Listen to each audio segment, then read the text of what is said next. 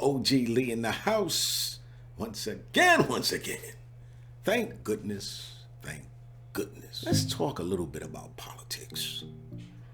And we need to do that because we are, as some people think, on the brink of war, World War III. And we've got Russia inside of Ukraine wreaking havoc.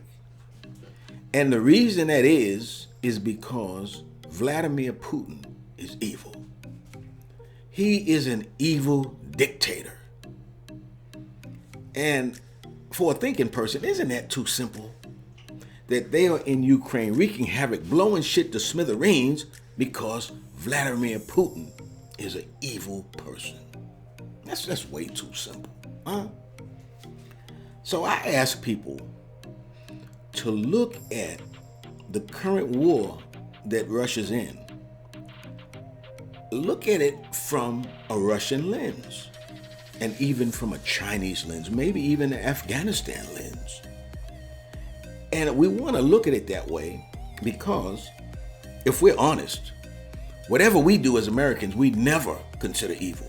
Am I right? Have you ever heard of us going into any campaign, any war, anything, and coming out saying we were evil? Or saying we're evil, or that we have evil intentions for going in? It never happens.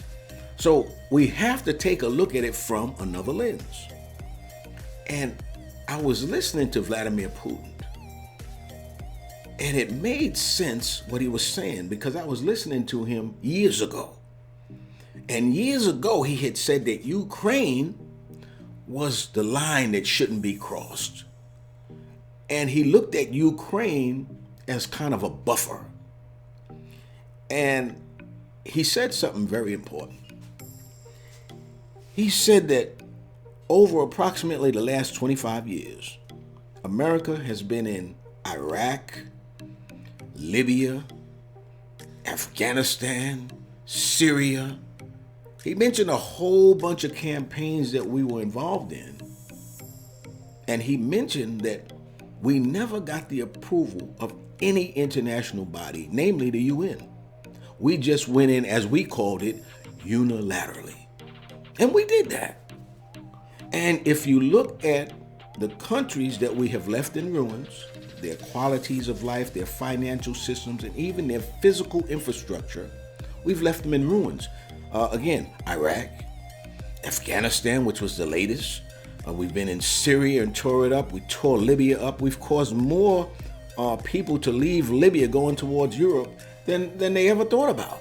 I mean, the people in Libya under Muammar Gaddafi, although you're going to always have people who disagree with their leadership, but for the most part, they were a harmonious nation. Same thing in Afghanistan. We went into Afghanistan, we said, as a result of the 9/11 bombings, and we thought that Taliban, that was their training center, so to speak. So we went into Afghanistan. 20 years later, we came out with our tails between our legs, right? So let's look at these things from another lens. So you take Vladimir Putin, and he says, you got this guy in Ukraine, this puppet president, so he speaks, and says that he's talking about moving in, taking over Crimea. Then you got the UK that doing operations in the Black Sea. And so we know that America is pro-NATO. And so when he puts these things together and then puts together, again, what's happened in the aforementioned countries, why would he not feel threatened? And so his point is, as I said years ago, if you people keep encroaching on Ukraine, I'm going to have to draw the line. And so when I look at Ukraine, I know that this is going to be a short campaign because Putin does not want to go anywhere outside of that. He's not trying to take over any parts of NATO countries. He's not trying to do anything aggressive, as some people say. He's willing to keep trying America and trying the NATO countries. He's trying to take more and more. He's trying to, in other words, try us to see how far he can go. I think it's the exact opposite. And we are coming in trying him to see how far we can go. right? Because the NATO alliance is all around him. So by rights, he should be threatened. And he's saying, I'm not going out like Saddam Hussein. I'm not going out like Muammar Gaddafi. I don't want you guys to leave my country in ruins like you did those countries. And I'm willing to go all out. If you encroach any more on Ukraine, I'm willing to go all the way. And before I let you pull me out of a hole like you did Bin Laden or Saddam Hussein, I'm willing to go the nuclear route. And we know this. See, Ukraine is of no national interest to us, which is why we can't go in. And so we don't even want to escalate the situation by considering a no-fly zone or supplying weapons through Poland, because we understand that these things will escalate the situation. And we know, the people who know, the only thing that Putin wants is for the people to get away, far away from Ukraine. But everything bordering Ukraine is NATO and EU. So rightfully so, he should feel threatened. The sanctions that we're putting on them will do nothing, because everything that you sanction will hurt the everyday man, but it's not going to hurt Putin or the oligarchs. So many European nations depend on Russia's oil. That's not going to hurt them. And the bottom line is, if you know American capitalism, everything that we have caused sanctions, everything that we've put sanctions on in Russia will be short-lived, because capitalism is about money. And so when you take money from capitalism, it hurts them more than a communist system. Think about that. So very soon, the corporations are going to start putting pressure on the American government to say, hey, do something, man, because we need back in there. We need these people eating hamburgers from McDonald's. We need these people, doing deals with us with oil. We need whatever, blah, blah, blah, because you're taking capital from us. And we feel it more than the communist nations, because we're capitalists by nature.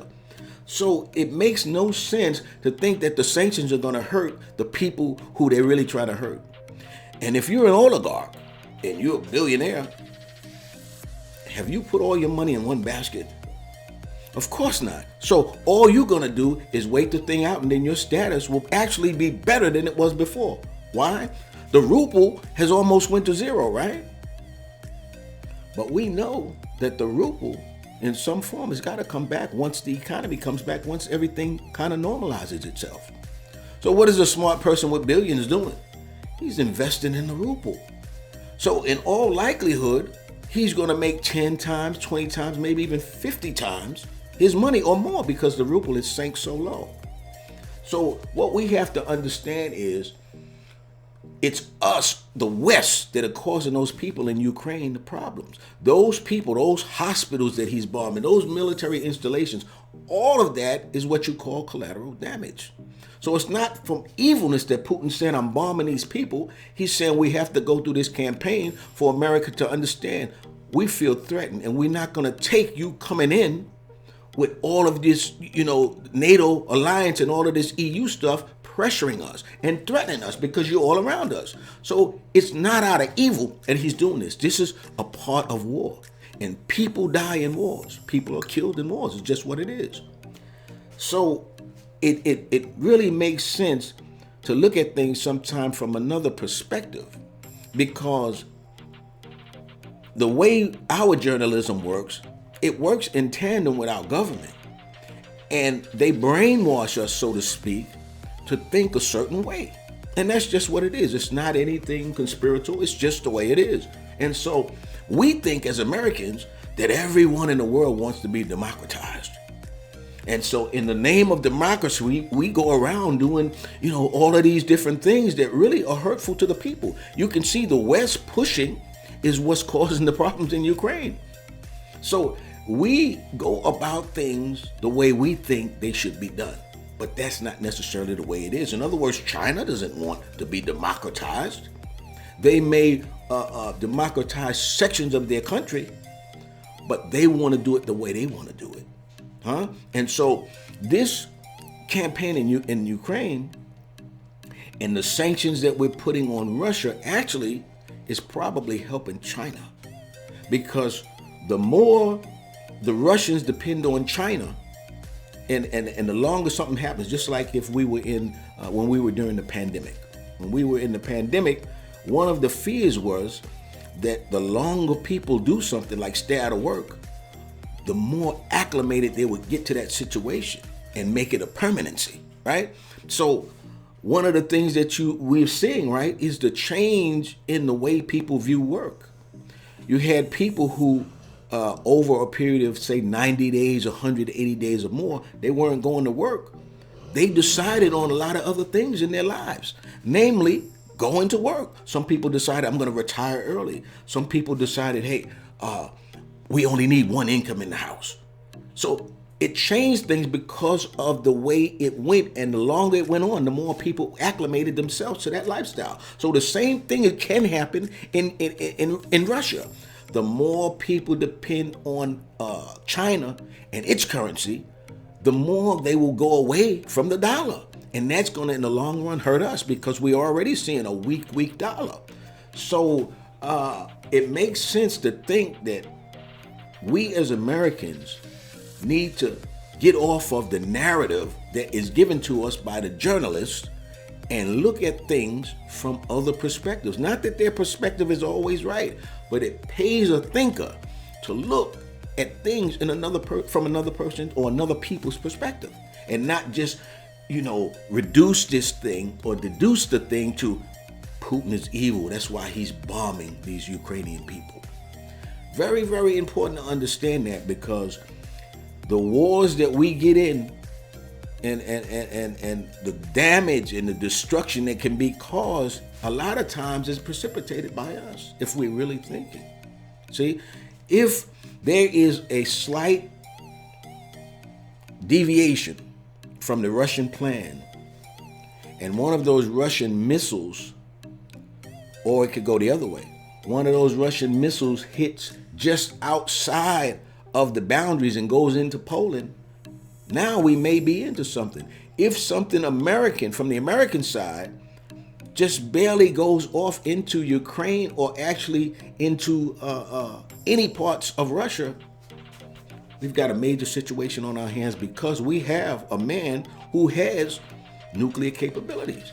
And before he lets us kill him, of course, he would resort to using them. And then we've got a major situation. And so the Europeans should be concerned, if nothing else, and should be talking to America in the West about backing off. And that's how this thing is going to end. We will have it where we will sit down and talk to the Russians, and we will decide on a ceasefire, and we will decide on some guarantees that the Ukrainians will be safe, and we'll do those things. And for the most part, everything will go back to normal, because the politicians who understand this, they realize Putin is being very genuine when he says, I don't want anything that's dealing with NATO. I don't want any of that. All I want is basically my buffer. Not that I'm guaranteed it, but that's what I want, is this buffer, so that I don't feel like you people are encroaching on me, try to Saddam Hussein me. Try to make me like Muammar Gaddafi. I'm watching this through another lens. I'm not American. And the Chinese are not American. They're able to see what we have done to other countries and realize that, hey, this could be me. You know, what was the thing that allowed America to think that it could go into Iraq, right? It just held up a vial and said they have weapons of mass destruction. And then we did something that was unprecedented. We went in unilaterally. We didn't get any kind of consensus from any international forums, no UN, none of that. We just decided these people have weapons of mass destruction. We went in and destroyed them. And so when you look at it from another lens, it's very important to understand these people don't want the same thing to happen to them. They're looking out for their interests. What you have to think about is not a 21st century America where we're saying, hey, everybody wants this democracy. Let's go in and save the world. Remember now, go back to the 19th century. Everything was dealt with from a balance of power.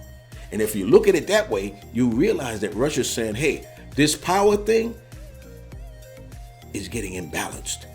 And we've got to do something about it, lest we go out like Saddam Hussein, Muammar Gaddafi. Look at what we've just done in Afghanistan. Once America says that they no longer serve our purpose, boom, we get out. Now, what do you think about the people in Afghanistan? Huh? Think about that, because when, in terms of our journalism, you don't have anybody covering Afghanistan after we've come out. You don't have anybody showing you the ruins in Iraq. You don't have anybody showing you how we have discombobulated Libya and its economy. See, we're out of that now. That news cycle is over with. So it's very important to understand, that you got to look at things from another lens so that you can think critically. Anyway, this is OGLEE, and I'll see you again soon.